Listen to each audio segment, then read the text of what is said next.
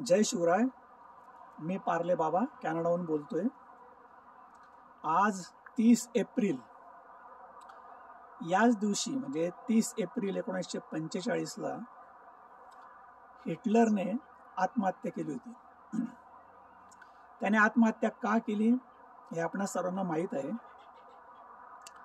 पण जे दुसरं महायुद्ध या हिटलरने सुरू केलं होतं तो कुठला प्रसंग होता हे तुम्हाला माहीत नसणार, जे मला तुम्हाला सांगायचे. आणि खूप इंटरेस्टिंग घटना आहे, तर मला ती तुमच्याशी शेअर करावीशी वाटते, म्हणून मी ते आपल्याजवळ बोलणार आहे. माझ्याजवळ एक पुस्तक आहे, नाझी भस्मासुराचा उदयास्त. या पुस्तकातूनच मी ती घटना सांगणार आहे. जर्मन देशाचा हा सर्वेसर्वा होता आणि त्याच्या शेजारचं जे राष्ट्र होतं पोलंड, या पोलंडवर त्याला हल्ला करायचा होता हिटलरला. या पोलंडची त्याचं वैर होतं, पण या देशाशी त्याने मैत्रीचा करार केलेला होता, अनाक्रमणाचा करार केलेला होता. आणि त्यामुळे जर्मन जनता हिटलरवर रुष्ट झालेली होती, नाराज होती. तर ही पॉप्युलॅरिटी वाढवण्यासाठी पण म्हणा आणि पोलंडवर हल्ला करण्यासाठी त्याला काहीतरी निमित्त हवं होतं. पण त्या पोलंड संबंधी मी तुम्हाला काही गोष्टी थोड्याशा वाचून दाखवतो, इंटरेस्टिंग आहे.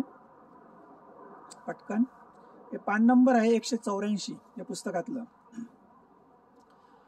अनेक शतकापूर्वी युरोपात पोलिश राष्ट्र होते, म्हणजे पोलंडचं. या राष्ट्राचे लचके प्रशिया, रशिया व ऑस्ट्रिया यांनी तोडले व नकाशातून पोलंड नाहीसे केले होते. पहिल्या महायुद्धानंतर हे राष्ट्र दोस्तांनी पुन्हा नकाशावर आणले. सुरुवातीची काही वर्षे या देशात अस्थिरता राहिली, परंतु 1926 साली मार्शल पिलसुडस्की याने वारसावर कब्जा मिळवला आणि तिथे हुकुमशाही प्रस्थापित केली. पुढचं वाक्य महत्वाचं आहे. या बाबतीत पाकिस्तानचा इतिहास पोलंडशी बराच मिळता जुळता आहे.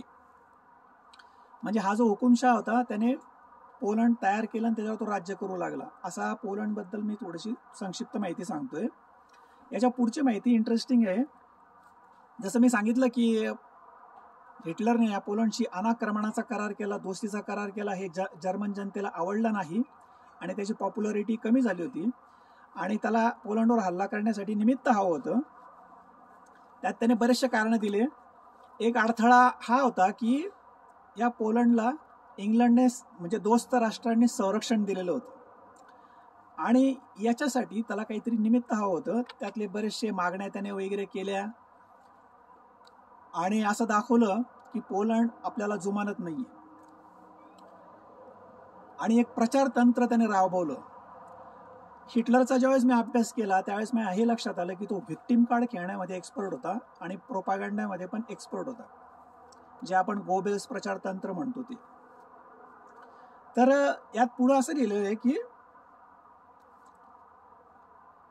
पोलंडनेच आपल्यावर अन्याय केला असं दाखवण्यासाठी त्याने बऱ्याचशा गोष्टी मागण्या केल्या आणि जगासमोर एक चित्र उभं केलं होतं, एक फेक चित्र.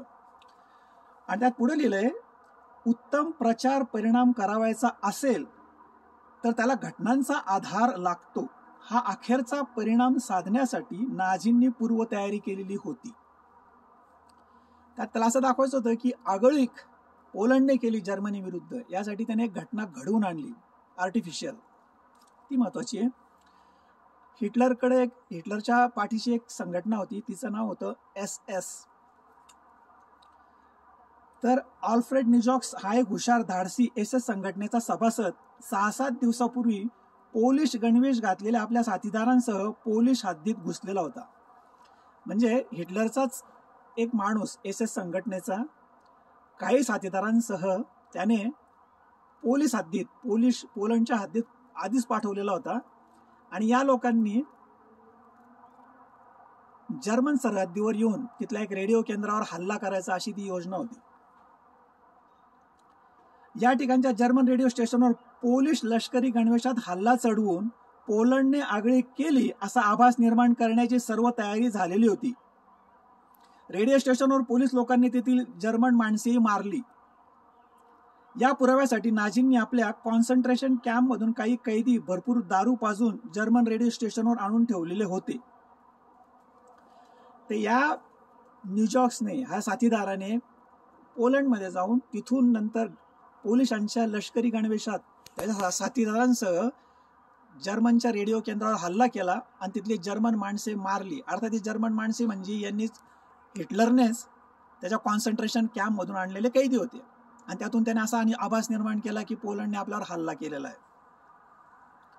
आणि हा जो प्रसंग आहे, हा दुसऱ्या महायुद्धाच्या एंडला हा जो मनुष्य आहे न्यूजॉक्स, हा सापडला आणि न्यूरेमबर्गच्या त्या खटल्यामध्ये त्याची साक्ष घेण्यात आली. त्यावरून हा बनाव सगळा उघडकीस आलेला होता.